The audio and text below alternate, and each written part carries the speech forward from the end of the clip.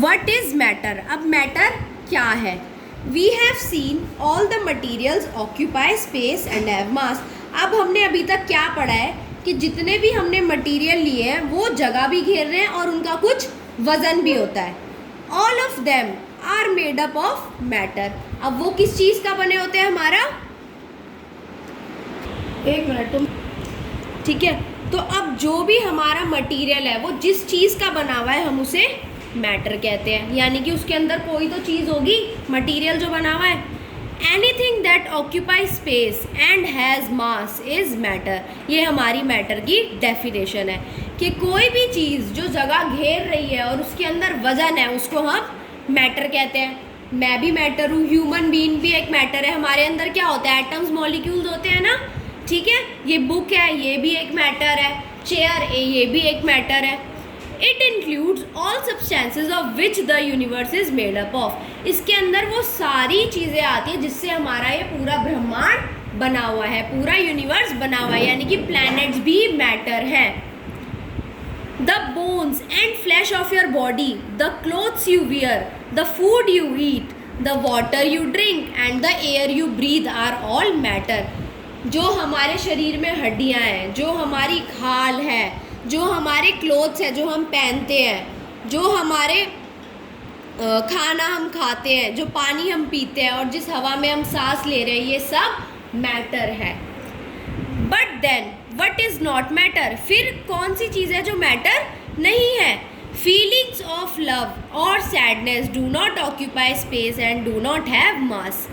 अब बेसिकली जो हमारे इमोशंस होते हैं, तो ये जो सारी चीज़ें होती हैं ये हमारी मैटर तो जो ये हमारी चीज़ें जैसे कि हमारे इमोशंस, बुरा लगना, अच्छा लगना, खुशी होना किसी चीज़ की, एक्साइटमेंट फील करना, ये हमारे मैटर नहीं होते हैं क्योंकि ये कोई जगह थोड़ी घेर रहे हैं. ये तो हमारी अपनी फीलिंग्स हैं. तो बेसिकली जो हमारी भावनाएं हैं, जो हमारे इमोशंस हैं, वो हमारे मैटर नहीं होते. They are not matter. ये मैटर नहीं है. रेडियो और टेलीविज़न सेट्स और सेलफोन्स आर मैटर. रेडियो हमारा मैटर है, टेलीविज़न मैटर है. ठीक है, सेलफोन मैटर है क्योंकि इनका कुछ वज़न है, ये जगह घेर रहे हैं. But the signals they receive are not.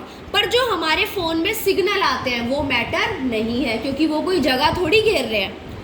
Can you think of some other things that are not matter? क्या आप सोच सकते हो कोई ऐसी चीज़ें जो मैटर नहीं है?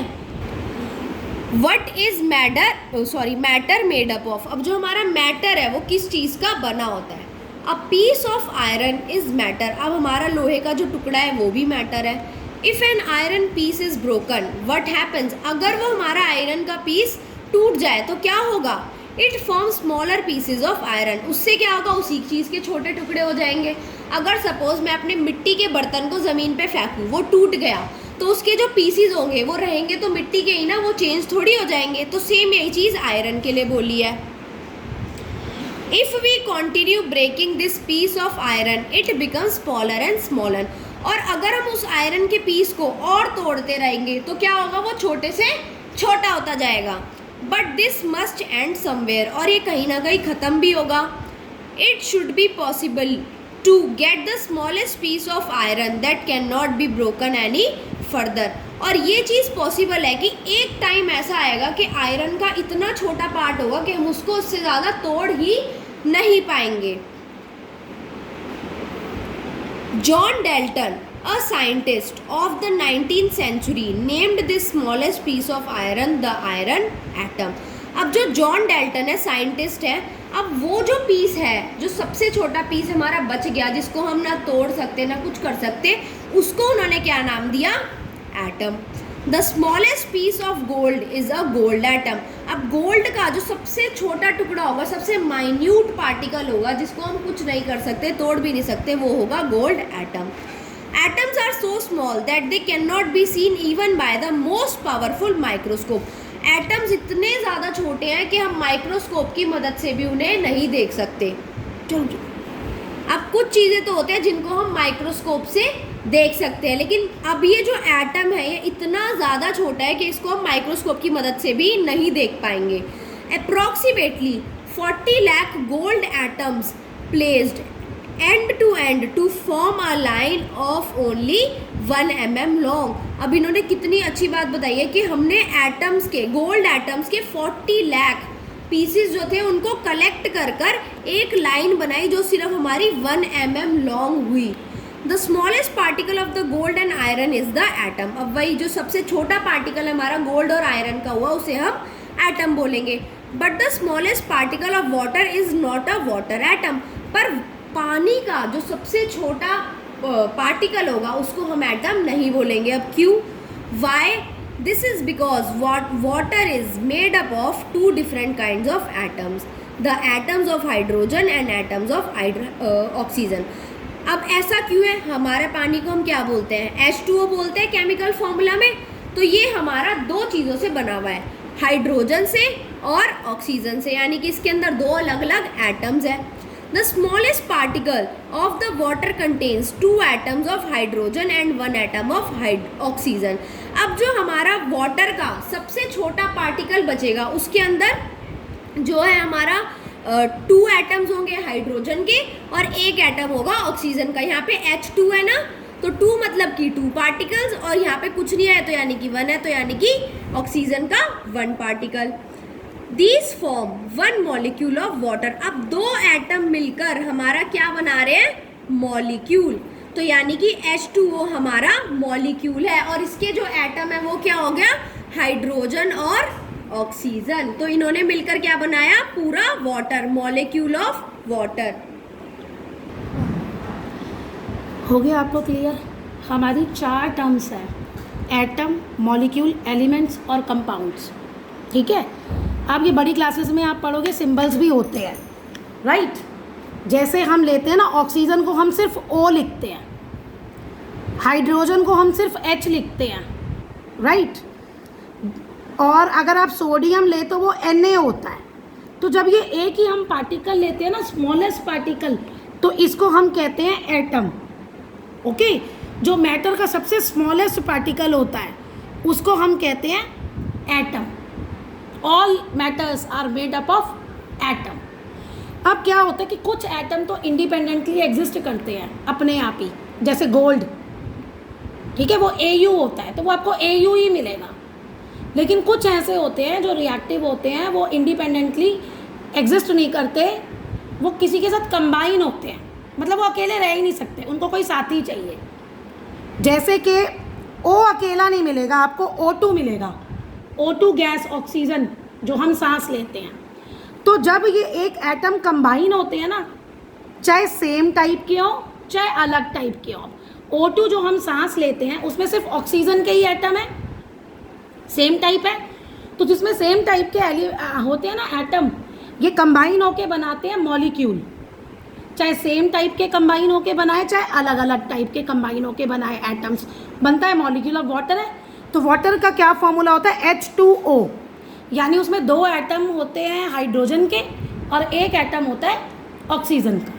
तो अब ये वाटर का भी मॉलिक्यूल बन गया ना H2O। तो जब एटम कंबाइन होते हैं, अब ये इंडिपेंडेंटली एग्जिस्ट कर सकते हैं, तो उसको हम कहते हैं मॉलिक्यूल। एटम और मॉलिक्यूल हो गया ना क्लियर? अब हम आते हैं एलिमेंट्स और कंपाउंड्स में। एलिमेंट में क्या होता है? एक ही तरह के एटम होते हैं या एक ही तरह के मॉलिक्यूल होते हैं। जैसे O2 आपका क्या है? एलिमेंट है, क्योंकि उसमें ऑक्सीजन तक के ही एटम है। गोल्ड, उसमें Au वही एटम है एक ही तरह के, तो वो भी हमारा एलिमेंट है।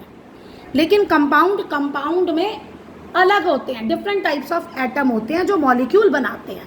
जैसे हमारा वाटर में 2 तरह के मॉलिक्यूल हो गए ना, एक हाइड्रोजन का और एक ऑक्सीजन का।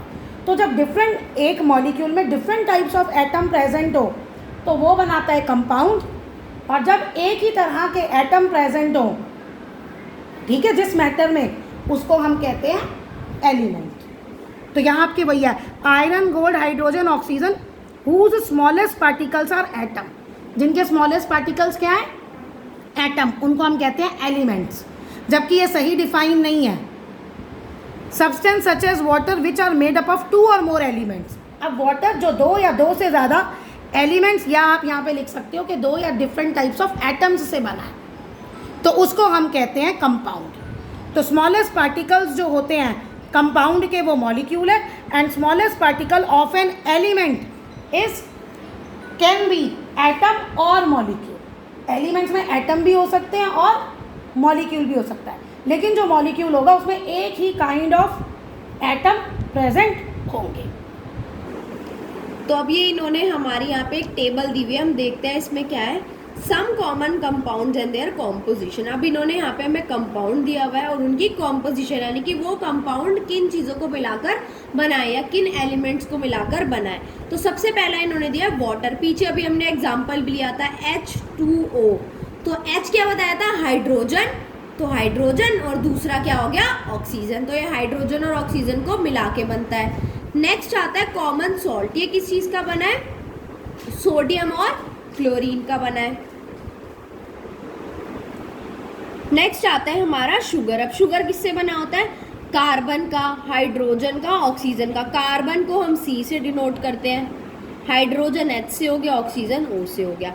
अब इसके बाद आगे आप पढ़ोगे इनके एटॉमिक नंबर या एटॉमिक मास के बारे में, तो तब आपको पता चलेगा कि O2 क्यों लगता है, ठीक है, और हाइड्रोजन के साथ 1 क्यों रहता है। सैंड। अब सैंड किससे बना है? हमारा सिलिकॉन और ऑक्सीजन से। यूरिया बना है हमारा कार्बन, नाइट्रोजन, ऑक्सीजन और हाइड्रोजन से। वॉशिंग सोडा हमारा बना है सोडियम से, कार्बन से और ऑक्सीजन से। नेक्स्ट आता है there are about 118 different elements. ये बहुत इंपॉर्टेंट है, इनको आप बड़ी क्लास में पढ़ोगे। 92 of these occur naturally on the earth, जिसमें से टोटल देखो, टोटल हमारे पास 118 एलिमेंट्स है, जिसमें से 92 जो है वो हमारे नेचुरली पाए जाते हैं, यानी कि वो इन्वायरमेंट में नेचुरली प्रेजेंट है, हमने उसे नहीं बनाया। The others have been made by scientist in the laboratories. अब जो इसमें से बचे हमारे, वो हमारे साइंटिस्ट ने लैब में डेवलप किया है, उन्हें बना के कुछ ना कुछ केमिकल कॉम्पोजिशन बना के कुछ भी चीज़ करके उसे बनाया गया है। अब जो बचे हुए हमारे 26 एलिमेंट्स है वो हमारे साइंटिस्ट ने डेवलप करे हैं लैब के अंदर, यानी कि 92 तो नेचुरली प्रेजेंट है एनवायरनमेंट में और 26 को बनाया गया है, मैन मेड है वो। सम कॉमन एलिमेंट्स आर, आप एलिमेंट्स के नाम देख लो भाई यहाँ पे, hydrogen, oxygen, chlorine, zinc, helium, sodium, silicon, silver, carbon, gold, sulphur, magnesium, phosphorus, nitrogen, aluminium and mercury. अब इन्होंने यहाँ पे कुछ एलिमेंट्स के नाम दिया हुआ है, इनके बारे में आप बड़ी क्लासेस में पढ़ोगे, ठीक है। नेक्स्ट आता है think of atoms like the letters of the alphabet. अब हम एटम्स को एक अल्फ़ाबेट के लेटर की तरह भी ले सकते हैं, ठीक है, जैसे कि ABCD एज अ लेटर भी उन्हें हम ले सकते हैं। अब ये कैसे ले सकते हैं? We group different letters to make words. अब हम वर्ड्स को बनाने के लिए लेटर्स को अलग अलग करते हैं ना, जैसे कि मैंने लिखा हैप्पी, हैप्पी अलग अलग लेटर से बना है ना, इसके अंदर H है, A है, P है, Y है। सैड बना है, ये हमारा वर्ड है, sad is a word, happy is a word. और जो एक एक चीज़ जो हमने लेटर ली है, ठीक है, उसको हम एज अ एटम रिप्रेजेंट कर सकते हैं। अब कैसे हैं आगे? In same way atoms join together to make molecules. इसी तरह जो हमारे एटम्स हैं वो मिलकर मॉलिक्यूल्स बनाते हैं, ये अभी हमने पीछे पढ़ा। Millions of different kinds of molecules can be made from these 118 different kinds of atoms. अब जो हमने 118 एटम्स के बारे में अभी पढ़ा, एलिमेंट्स के बारे में पढ़ा, तो इनको मिलाकर हम बहुत अलग अलग तरीके के मॉलिक्यूल्स बना सकते हैं। That is why we see millions of compound all around us। इसलिए हम अपने आसपास मिलियंस ऑफ अमाउंट में कंपाउंड को देखते हैं, यानी कि एक चीज़ नहीं है, बहुत सारी मल्टीपल चीज़ों को देखते हैं। Sugar, chalk, vinegar, salt and water are all compounds. अब ये जो सारी चीज़ें ये हमारी कंपाउंड ही है, तो ये क्या कर रहा है, ये हमारे एलिमेंट से मिलकर बने गए हैं। Their molecules are different from each other. इनके जो मॉलिक्यूल्स हैं एक दूसरे से अलग अलग है। This difference is in the molecules is the reason why salt is salty and sugar is sweet. इसकी ही वजह से, यानी कि जो अलग अलग मॉलिक्यूल से हमारा कंपाउंड बनाया गया है, उसी की वजह से इसमें डिफरेंस आता है कि जो हमारा सॉल्ट है वो हमें सॉल्टी लगता है और जो स्वीट है वो हमें स्वीट लगता है, मीठा लगता है, शुगर जो है हमें मीठा लगता है।